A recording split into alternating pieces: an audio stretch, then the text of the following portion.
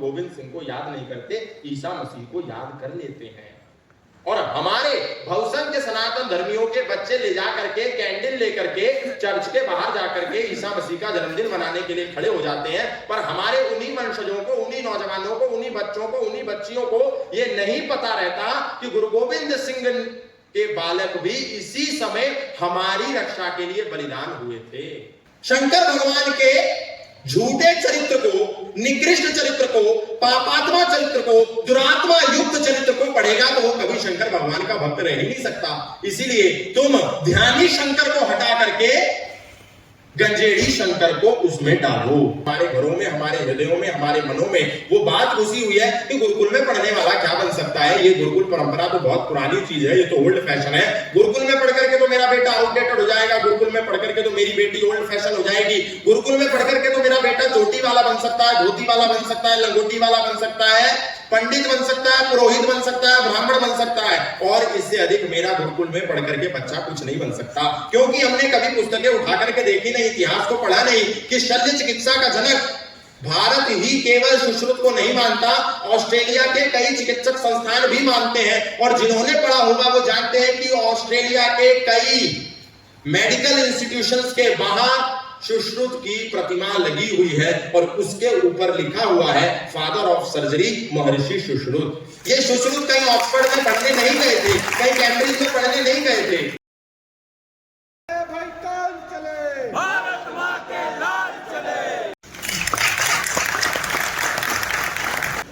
आज ये जो कार्यक्रम की श्रृंखला आयोजित हुई है, इस प्रकार के कार्यक्रम आप लोग इस स्थान पर, इस अपने एरिया में, अपने शहर में, अपने जिले में निरंतर कराते रहते हैं, और उसी की श्रृंखला को आगे बढ़ाते हुए आज आपने ये कार्यक्रम रखा। हमें ये विशेष रूप से जानने की आवश्यकता है कि आखिर ये जितने भी कार्यक्रम हम करते हैं, इन कार्यक्रमों को करने का उद्देश्य क्या है, इन कार्यक्रमों के करने के पीछे हमारा क्या मोटिव है, क्या एम्बिशन है, क्या गोल है, हम क्या पाना चाहते हैं। तो ये जितने भी कार्यक्रम होते हैं ये सब जागरूकता के कार्यक्रम है, जागरण के कार्यक्रम है। इससे समाज में जागरूकता आए, लोग जागे, हम समझें, हमारी खोई हुई विरासत को हम पुनर्स्थापित करें। क्योंकि एक समय जब भारत गुलाम हुआ, और गुलामी से पहले जब इस देश में मुगलों का हुकूमत थी, मुगलों का कब्जा था, अंग्रेजों की हुकूमत थी, अंग्रेजों का कब्जा था, हम भारत के लोग जो स्वयं को विश्वगुरु कहते हैं, स्वयं को दुनिया का सिरमौर कहते हैं, स्वयं को सोने की चिड़िया कहते हैं, हम इन लोगों के बड़े लंबे काल तक गुलाम रहे। और गुलाम रहने के बाद हमारे दिमागों में ऐसी ऐसी बातें भस गई, घुसा दी गई, बैठ गई कि हम तो कुछ थे ही नहीं, तरीके की बातें हमारे दिमागों में भर दी गई। इसीलिए आज जब हम देखते हैं तो हमारे नौजवान भारतीय संस्कृति के प्रतिबिंबों का पालन करने में संकोच करता है। उसको डाउट रहता है कि मैं ये करूंगा तो कहीं मैं आउटडेटेड तो नहीं लगूंगा, कहीं मैं ऐसा करूंगा तो मैं पिछड़ा तो नहीं लगूंगा, कहीं मैं ऐसा करूंगा तो लोग मेरे बारे में नाना प्रकार की बातें तो नहीं कहेंगे, क्योंकि उसके मन में इन बातों को घुसाया गया।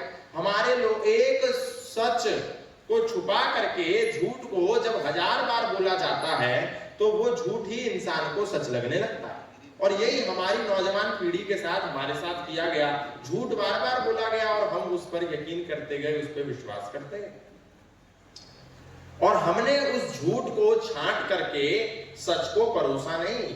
इसीलिए हम भ्रमित हो गए, और इसीलिए इस प्रकार के कार्यक्रमों की आयोजन की आवश्यकता पड़ती है, जहां पर देश और दुनिया के विभिन्न लोग आकर के, विभिन्न क्षेत्रों के लोग आकर के जिस अपनी शोध के माध्यम से, अनुसंधान के माध्यम से हम सबके बीच में चर्चा और परिचर्चा करते हैं। आप देखिए कि आज भी जब भारत आजाद हो गया, उसके बाद भी अंग्रेजों के चले जाने के बाद यहां से अंग्रेजियत नहीं गई, वो हम पर विशेष रूप से हावी है। उतरन के वास्ते वार दिए सुत चार, चार मोहे तो क्या हुआ अभी जीवित कई हजार।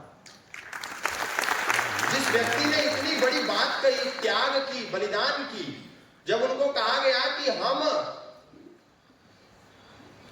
बलिदान देंगे, आप अपने बच्चों को क्यों बलिदान करते हैं, तो उन्होंने कहा कि ये सारे मेरे बच्चे हैं, इन्हीं के लिए वार दिए सुत चार। अभी तो 4 गए हैं, अभी तो ये कई हजार जीवित हैं, ये सब भी धर्म के लिए तैयार हैं। सोच करके देखने की बात है कि जिस गुरु गोविंद सिंह जी ने, जिस गुरु तेग बहादुर जी ने, जिस जोरावर सिंह, अजीत सिंह, फतेह सिंह और जुझार सिंह ने भारत और भारतीयता और भारतीय संस्कृति की रक्षा करने के लिए धर्मांतरण के विरोध में मरते दम तक प्राण, जब उनके शरीर में रक्त की एक बूंद भी बची थी, तब तक अपने धर्म के लिए लड़ते रहे, पर धर्मांतरित नहीं हुए, धर्म परिवर्तन नहीं किया, धर्म नहीं बदला। लेकिन हम उनके वंशज आज उन बलिदानियों को जिनको याद करना था, उसी समय उनका भी देहांत हुआ, उसी समय उन्होंने भी बलिदान दिया और उसी समय ईसा मसीह का जन्मदिन भी आता है, पर हम गुरु गोविंद सिंह को याद नहीं करते, ईसा मसीह को याद कर लेते हैं। और हमारे भवसन के सनातन धर्मियों के बच्चे ले जा करके, कैंडल लेकर के चर्च के बाहर जा करके ईसा मसीह का जन्मदिन मनाने के लिए खड़े हो जाते हैं, पर हमारे उन्हीं वंशजों को, उन्हीं नौजवानों को, उन्हीं बच्चों को, उन्हीं बच्चियों को ये नहीं पता रहता कि गुरु गोविंद सिंह के बालक भी इसी समय हमारी रक्षा के लिए बलिदान हुए थे। ये क्यों होता है? क्योंकि हम अपने बच्चों को शिक्षित नहीं करते, क्योंकि हम अपने बच्चों को पढ़ाते नहीं हैं, क्योंकि हम अपने बच्चों को नई नई बात सिखाते नहीं हैं, और इस तरीके के कार्यक्रम हो तो अपने बच्चों को यहाँ लाते नहीं हैं और कहते हैं कि बेटा यहाँ पर तुम्हारा कोई काम नहीं है, बचपन में, जवानी में ऐसी जगह जाने की कोई आवश्यकता नहीं है, 55 में ऐसी जगह जाना तब देखेंगे। इसलिए वो जो बच्चा अभी आया था ऊपर, उसके लिए एक बार जोरदार तालियां बजाइए कि उसके माता पिता ने उसको ऐसे संस्कार दिए कि वो जानता है कि उसके गुरुओं ने उसको बचाने के लिए, उसकी पूर्वज की पीढ़ियों को बचाने के लिए, उनकी श्रृंखला को बचाने के लिए एक बलिदान दिया है। उस बलिदान को वो जीवन में कभी नहीं भूल सकता। और जब अपने बच्चों को हम इस प्रकार से शिक्षित और प्रशिक्षित करते हैं, ऐसे बच्चों को कभी भी धर्मांतरण करने वाले धर्मांतरित करने का विचार भी नहीं ला सकते। करना तो बहुत दूर की बात है, क्योंकि वो अपना इतिहास जानता है। हमको कभी कोई कैसे बेवकूफ बनाता है जब हम अपने इतिहास को नहीं जानते होते हैं।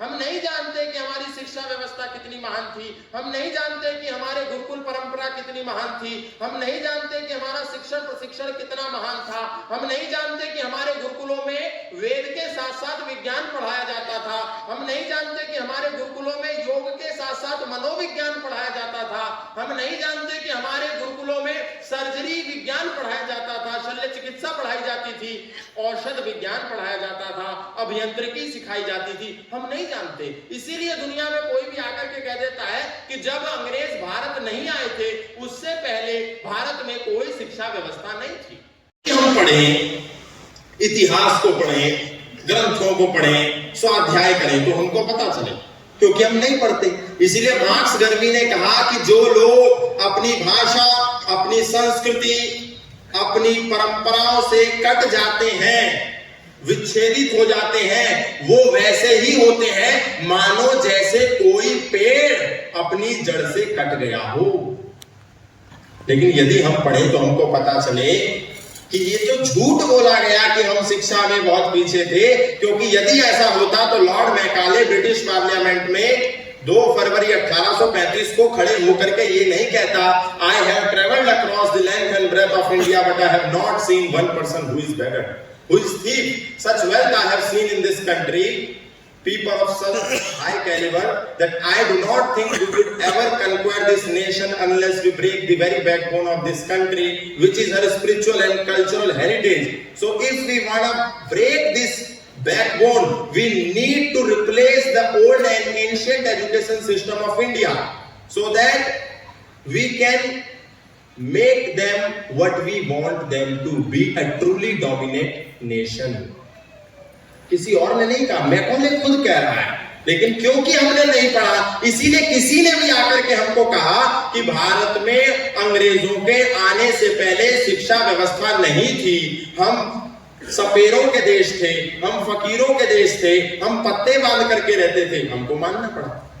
लेकिन पढ़ते तो पता चलता कि लॉर्ड मैकॉले ये कह रहा है कि मैंने इस भारत का भ्रमण पूरा उत्तर से लेकर के दक्षिण तक, पूरब से लेकर के पश्चिम तक, कश्मीर से लेकर के कन्याकुमारी तक, कच्छ से लेकर के कछार तक किया है, लेकिन मुझे यहाँ पर एक भी व्यक्ति दरिद्र और भिखारी नहीं मिला। यहाँ के लोगों का बौद्धिक स्तर इतना ऊंचा है कि हम चाह करके भी इनको गुलाम नहीं बना सकते जब तक हम इनकी सांस्कृतिक संपदा की जो रीढ़ है, गुरुकुल शिक्षा परंपरा, उसको ना तोड़ दें, तब तक इनको गुलाम नहीं बनाया जा सकता। इसीलिए यदि इनको गुलाम बनाना है तो इनकी प्राचीन शिक्षा व्यवस्था को रिप्लेस कर दो, उसको एलिमिनेट कर दो और उसके स्थान पर अंग्रेजी शिक्षा व्यवस्था का बीजारोपण कर दो।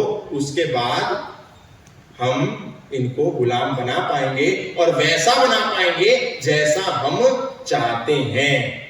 और इसी के स्थान पर एक नया बीज आरोपित किया कि गुरुकुल में पढ़ने वाला क्या बन सकता है, और वही सिद्धांत जो उन्होंने बीज बोया आज हमारी नसों में, हमारे घरों में, हमारे हृदयों में, हमारे मनों में वो बात घुसी हुई है कि गुरुकुल में पढ़ने वाला क्या बन सकता है। ये गुरुकुल परंपरा तो बहुत पुरानी चीज है, ये तो ओल्ड फैशन है। गुरुकुल में पढ़ करके तो मेरा बेटा आउटडेटेड हो जाएगा, गुरुकुल में पढ़ करके तो मेरी बेटी ओल्ड फैशन हो जाएगी, गुरुकुल में पढ़ करके तो मेरा बेटा चोटी वाला बन सकता है, धोती वाला बन सकता है, लंगोटी वाला बन सकता है, पंडित बन सकता है, पुरोहित बन सकता है, ब्राह्मण बन सकता है, और इससे अधिक मेरा गुरुकुल में पढ़ करके बच्चा कुछ नहीं बन सकता।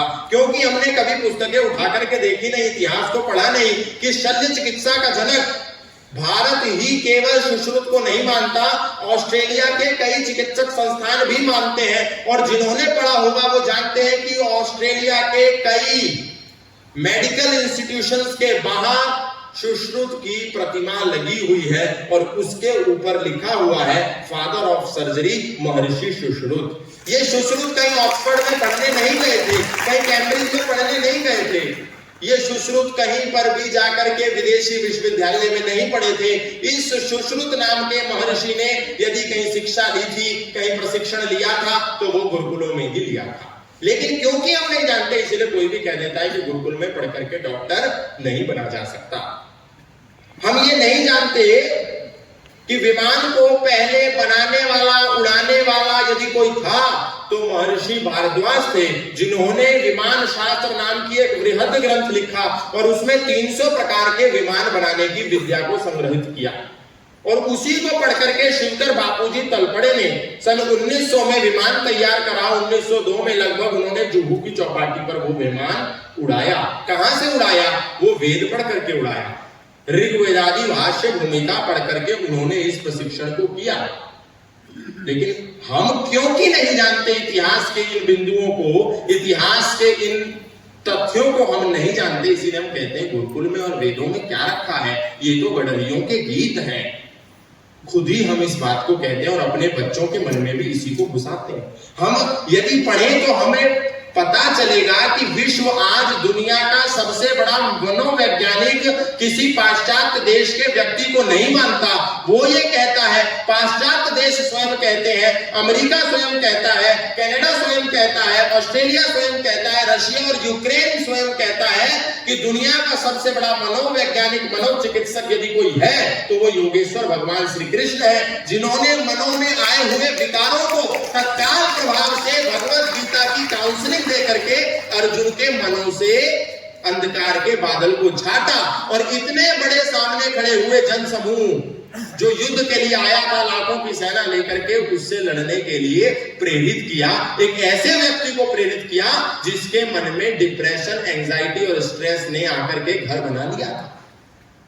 लेकिन हम ना जानने के कारण गलत रास्तों पर चलते हैं। अंग्रेज जानते थे कि यदि ये भारतीय शिक्षा परंपरा का सम्मान करेंगे, यदि ये भारतीय व्यवस्था का सम्मान करेंगे, तो इनको कभी भी गुलाम नहीं बनाया जा सकता। जब उन्होंने देखा कि मुगलों की इतनी लंबे हुकूमत, इतने लंबे शासन के बाद भी भारतीय संस्कृति आज भी जीवित है, आज भी यहाँ पर ये चल रही है, आखिर क्या कारण है कि हम भारत के नौजवान के हाथ काटते हैं, भारत के नौजवानों के अंगूठे खींचते हैं, भारत के नौजवानों के नाखून तोड़ देते हैं, भारत के नौजवान को बोटी बोटी काट देते हैं, बावजूद इसके भारत का नौजवान धर्म परिवर्तन नहीं करता। और अंग्रेज ने जब इस बात का शोध किया कि इतिहास में भी ऐसा ही है कि जब मुगलों ने इन पर हुकूमत करी, मुगलों ने इनको गुलाम बनाया, मुगलों ने भारतीयों पर आकर के उनको प्रताड़ित किया, उनको उनको धर्मांतरित करने के लिए मजबूर किया, तो भी भारत का नौजवान अपना धर्म नहीं देता था, अपनी चोटी नहीं देता था, अपना जनेऊ नहीं देता था, लेकिन अपना गर्दन दे देता था, अपना शीश काट करके दे देता था। क्या कारण था? मूल में क्या था? क्यों करता है ऐसा नौजवान? अंग्रेजों ने इस पर शोध किया और शोध करके पाया कि भारत का नौजवान अपने पूर्वजों के श्रेष्ठतम इतिहास को पढ़ता है। भारत का नौजवान अभिप्रेरित होता है मर्यादा पुरुषोत्तम श्री राम से। भारत का नौजवान प्रेरणा लेता है योगेश्वर भगवान श्री कृष्ण से। भारत का नौजवान पढ़ता है माता दुर्गा को। भारत का नौजवान पढ़ता है भगवान शिव को। इसीलिए ये नौजवान जब उनको पढ़ता है तो इसके हृदय में भी वीरता, शौर्यता, धीरता, गंभीरता, अध्यात्म, ध्यान, योग, साधना, ये सारी बातें इसके जीवन में समाहित होती हैं। और पढ़ने के बाद ये कहता है कि जब मर्यादा पुरुषोत्तम श्री राम का चरित्र इतना उत्तम था, योगेश्वर भगवान श्री कृष्ण का चरित्र इतना उत्तम था, भगवान शिव का चरित्र इतना उत्तम था, तो मुझे भी उनके पदचिन्हों पर चलना है। इसलिए अंग्रेजों ने कहा कि एक काम करो कि ये कहां लिखा है मर्यादा पुरुषोत्तम श्री राम का इतिहास, कहां लिखा है योगेश्वर भगवान श्री कृष्ण का इतिहास, कहां लिखा है भगवान शंकर का इतिहास, कौन सी वह पुस्तकें हैं जिसमें भारत की न्याय व्यवस्था के बारे में है? तो उनको पता चला कि भगवान शंकर का इतिहास तो शिव पुराण में है, योगेश्वर भगवान श्री कृष्ण का इतिहास भागवत पुराण में है, और महर्षि मनु की न्याय व्यवस्था तर्क संगत, पूर्ण रूप से विशुद्ध मनुस्मृति में है, और मर्यादा पुरुषोत्तम श्री राम का इतिहास वाल्मीकि रामायण में है। तो उन्होंने कहा एक काम करो, ये इन्हीं ग्रंथों को पढ़कर के तो प्रेरणा लेते हैं, इन ग्रंथों में प्रक्षेपण करो, इन ग्रंथों में मिलावट करो, इन ग्रंथों में बीजारोपण करो, दुष्टता का, निकृष्टता का, इनके चरित्रों को धूमिल करो, ताकि भविष्य का नौजवान जब योगेश्वर भगवान श्री कृष्ण के धूमिल चरित्र को पढ़ेगा तो वो कभी भी योगेश्वर भगवान श्री कृष्ण का भक्त ना रह पाए। जब वो शंकर भगवान के झूठे चरित्र को, निकृष्ट चरित्र को, पापात्मा चरित्र को, दुरात्मा युक्त चरित्र को पढ़ेगा तो वो कभी शंकर भगवान का भक्त रह ही नहीं सकता। इसीलिए तुम ध्यानी शंकर को हटा करके गंजेड़ी शंकर को उसमें डालो, योगेश्वर श्री कृष्ण को हटा करके भोगेश्वर श्री कृष्ण का चरित्र प्रतिपादित करो, न्याय प्रिय राजा राम का चरित्र हटा करके भेदभावी शंभूक आदि दलित ऋषियों को, शूद्रों को प्रताड़ित करने वाले राम का चरित्र प्रतिपादित करो, और मनु की न्याय व्यवस्था जो ब्राह्मण, क्षत्रिय, वैश्य और शूद्र को समानता का अधिकार देती है, महिला को उसका सम्मान का प्रावधान देती है, ऐसी मनुस्मृति में भी तुम डिवाइड एंड रूल का बीज बो दो। और उसके लिए विलियम हंटर नाम के एक अंग्रेज को अपॉइंट करके इन विधर्मियों ने विलियम हंटर कमीशन की स्थापना करके इन सारे ग्रंथों के धूमिलीकरण का कार्य शुरू कर दिया। और आज आप इस बात को जानते हैं, वर्तमान में भी वो जो बीज बोए गए थे कि कृष्ण भोगेश्वर है, शिव गंजेड़ी है, हनुमान बंदर है और मर्यादा पुरुषोत्तम श्री राम भेदभावी है, महर्षि मनु दलितों के, शूद्रों के, महिलाओं के शोषक है, दोहन करता है, और हमारे सारे ऋषि, कोई किसी अप्सरा पर मोहित हो रहा है, कोई किसी देवी को देख करके उससे व्यभिचार करने के लिए भागता है, कोई किसी अप्सरा को देख करके उसके पीछे लोटपोट हो जाता है, सबका चरित्र ऐसा कर दिया। आप सब जो कोई एकादशी की व्रत कथा करता होगा, जो किसी अन्य देवी देवता की व्रत कथा करता होगा, लगभग सारी कथाओं में बार बार ये प्रकरण आता है कि फलाने जैमिनी ऋषि उस लड़की के, उस महिला के प्यार में आरक्त हो गए, वो वाले ऋषि उसके साथ व्यभिचार करने लगे, ब्रह्मा ने अपनी बेटियों के साथ व्यभिचार किया, योगेश्वर भगवान श्री कृष्ण गोपियों के पीछे भागते थे, शंकर भगवान का लिंग कहीं कट करके गिर गया। ऐसी झूठी बातें हमारे ग्रंथों में घुसा दी गई। और वही आज परिणाम हमको देखने को मिल रहा है। जब हमारा नौजवान योगेश्वर भगवान श्री कृष्ण के चरित्र को पढ़ने के लिए बैठता है, तो क्योंकि आज का नौजवान तर्कवादी अत्यंत अधिक है, आज पाश्चात्य जगत का इतना प्रभाव है, आज आधुनिकीकरण की इतनी रेस अंधानुकरण हो रहा है कि देश का नौजवान तर्क, तथ्य, युक्ति और प्रमाण को उतना अधिक प्रयोग संस्कृति की दृष्टिकोण से नहीं करता, दूसरे दृष्टिकोण से करता और पढ़ने के बाद कहता है कि योगेश्वर भगवान श्री कृष्ण भगवान नहीं हो सकते जो लड़कियों को छेड़ते हैं। सर्टिफाई कर दिया, जबकि हमको करना यह था कि इन सारी बातों का विशुद्धिकरण करना था।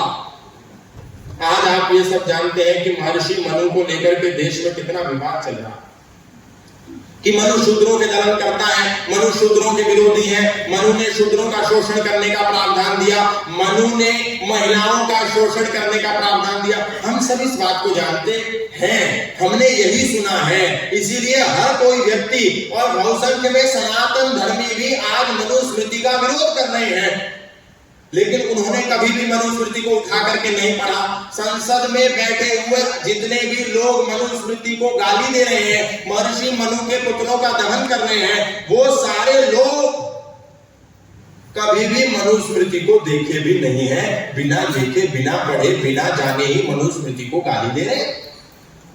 आखिर मनुस्मृति में क्या है, किसी ने पढ़ने का प्रयास नहीं किया। यदि हम मनुस्मृति को पढ़ें तो हमको पता चले कि मनु किसी के विरोधी नहीं थे, मनु शूद्रों के विरोधी नहीं थे, मनु महिलाओं के विरोधी नहीं थे, मनु भेदभाव के पोषक नहीं थे।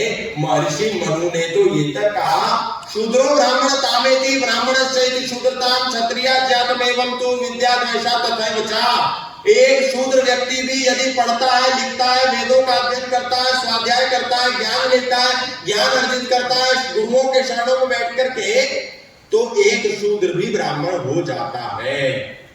और वही मनु कह रहे हैं कि एक ब्राह्मण भी क्षत्रिय हो सकता है, क्षत्रिय वैश्य हो सकता है, वैश्य ब्राह्मण हो सकता है। ये जो हमारी परंपरा है, ये जो हमारी संस्कृति है, ये जन्म आधारित नहीं है। जन्मना जायते शूद्रा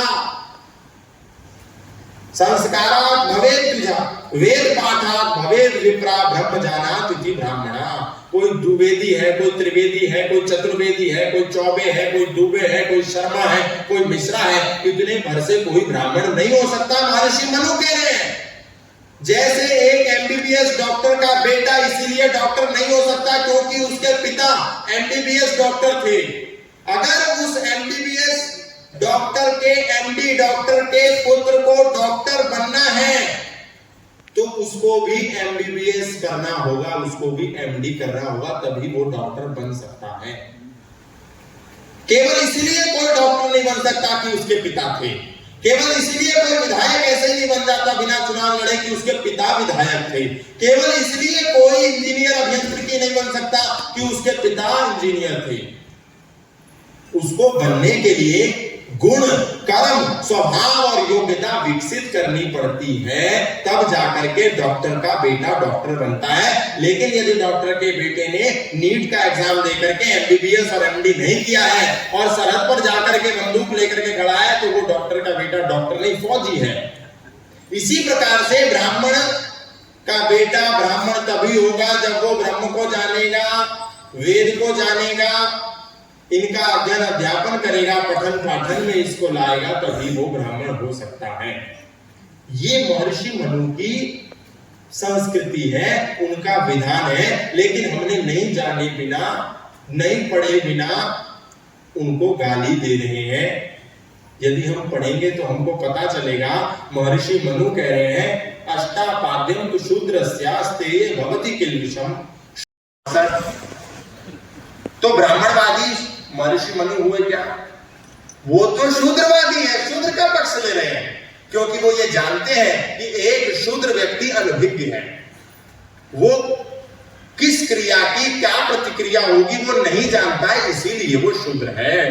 पढ़ने में भी जो ना पढ़े वो शूद्र है, जिसको पढ़ने ही ना दिया जाए वो शूद्र नहीं है। अधिकार सबको दिया है, लेकिन हमारी संस्कृति को कितने बड़े स्तर पर जाकर के बदनाम किया। आप सोचिए, एक झूठा संस्कृत का वाक्य गढ़ करके उसको प्रचारित कर दिया कि देखो वैदिक संस्कृति कितनी निकृष्ट है, वैदिक संस्कृति कितनी निम्न स्तर की है, वैदिक संस्कृति कितना भेदभाव का पोषण करती है, जो कह रही है स्त्री शूद्रो न धीयताम इति श्रुते, स्त्री और शूद्रों को वेद पढ़ने का अधिकार नहीं है, ऐसा श्रुति कहती है। लेकिन हमने कभी श्रुतियों को नहीं पढ़ा, हमने कभी स्मृतियों को नहीं पढ़ा, हमने कभी अपने ग्रंथों को उठा करके नहीं देखा। बस एक इस संस्कृत का वाक्य पढ़ करके हमने कहा कि देखो हमारी संस्कृति कितनी खराब है, और इन दुष्टों ने उस झूठी लाइन का इतना प्रचार किया। पर जब हमने खोजा, जब हमारे विद्वान महापुरुषों ने खोजा कि आखिर ये स्त्री शूद्रो न धीयताम, इसके नाम पर ये देश में जो प्रोपेगेंडा चल रहा है और सनातन को बदनाम करने की साजिश चल रही है कि सनातन तो भेदभाव का पोषण करता है, ढूंढे तो सही ऐसा कहां लिखा है। तो एक भी वेद में, न ऋग्वेद में, न यजुर्वेद में, न सामवेद में, न अथर्ववेद में कहीं भी ये पंक्ति नहीं मिली। अख्तर है ये जो आपके कुछ करने वाले, हाथ लगाने वाले, हाथ फेरने वाले हैं, ये आदमी को हाथ लगा करके एकदम ठीक कर देते हैं। हमने देखा कि ये ईसाई लोग, ये जो प्रॉफेट विजेंदर है, प्रॉफेट नाना प्रकार के, ये इसमें लिखा हुआ है अंकुर नरूला, और भी ऐसे अनेक ठग, पाखंडी, आडंबरी, ढोंगी, अंधविश्वासी इस देश में हिंदुओं को बेवकूफ बनाने के लिए घूम रहे हैं। तो हमने उनसे कहा कि हमने देखा कि आपके ये जो गुरुजी हैं, ये लोगों के हाथ फेरते हैं, और हाथ फेर करके कोई चल नहीं सकता था वो चलने लगता, कोई बोल नहीं सकता था वो बोलने लगता है, कोई बैठ नहीं सकता था वो बैठने लगता है, कोई किसी का हार्ट फेल था उसका हार्ट सही हो जाता है, किसी का कैंसर सही हो जाता है, किसी की किडनी सही हो जाती है। क्या ये सच में होता है क्या? तो उसने कहा हाँ बिल्कुल होता है। कैसे होता है? बोले आप हमारी मीटिंग में आइए, हमारा छत्तीसगढ़ में भी एक बहुत बड़ा मुख्यालय बन गया है, आप वहां पर 31 तारीख को रात में एक मीटिंग होगी जो सुबह तक चलेगी, आप उसमें आइए। तो हमने उनसे पूछा ये मीटिंग रात में क्यों होगी भैया, इसको दिन में करो ताकि अधिक लाभ ले सके लोग। बोले नहीं वो उस दिन 31 दिसंबर है इसलिए रात में होगी। हमने कहा ठीक है। फिर हमने उनसे पूछा कि क्या, मेरा एक सवाल है, अगर आप बुरा ना माने तो हमारे सवाल का उत्तर दीजिए, क्या आप पोप फ्रांसिसी को जानते हैं? तो उन्होंने कहा हाँ पोप फ्रांसिसी का नाम सुना है, कौन है ये? मैंने कहा ये पोप फ्रांसिसी आपके ईसाई संप्रदाय के सबसे बड़े गुरु हैं, सबसे बड़े आचार्य हैं। उन्होंने कहा अच्छा। मैंने कहा क्या आप जानते हैं कि इनके घुटने काम नहीं कर रहे थे? उन्होंने नहीं जानते। मैंने कहा आप जानते हैं कि इनके जब घुटने काम करना बंद कर गए तो दुनिया के सर्वश्रेष्ठ चिकित्सकों ने इनके घुटनों की सर्जरी करी? बोले नहीं हम नहीं जानते। मैंने कहा तो आप नहीं जानते तो जानिए। और सर्जरी होने के बाद आश्चर्य की बात यह है कि अभी भी पोप फ्रांसिसी व्हील चेयर से उठ नहीं पाए, व्हील चेयर पर ही हैं, यानी उनकी सर्जरी किसी काम की नहीं आई। तो अपने ये प्रॉफेट विजेंदर को, प्रॉफेट नरूला को वहां पर भेजो, और आपके धर्म के सबसे गुरु जो है सबसे बड़े, उनके घुटनों को आपके इन प्रॉफिटों के हाथ फेरने की सबसे ज्यादा जरूरत है। हमारे गांव और बस्तियों में आपके गुरुओं की कोई जरूरत नहीं है, पहले उसको खड़ा करो। उसके बाद उसने कहा सर 1 मिनट रुकिए, मेरे को फोन होल्ड पे करना है, और होल्ड पे किया और 10 सेकंड के बाद फोन काट दिया। ये कैसे हुआ? यदि हम भी उससे कोई तर्क ना करते, कोई चिंतन ना करते, कोई उससे बातचीत ना करते, तो वो हमको भी बेवकूफ बना सकती थी।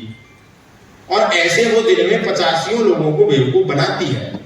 और वहां ऐसे 100 नहीं, 150 नहीं, कई हजारों में लोग बैठे हैं जो फोन उठाते हैं और हमारे लोगों को भ्रमित करते हैं। और हमारे लोग भ्रमित हो जाते हैं क्योंकि उनके पास तर्क नहीं है, उनके पास लॉजिक नहीं है, उनके पास चिंतन नहीं है।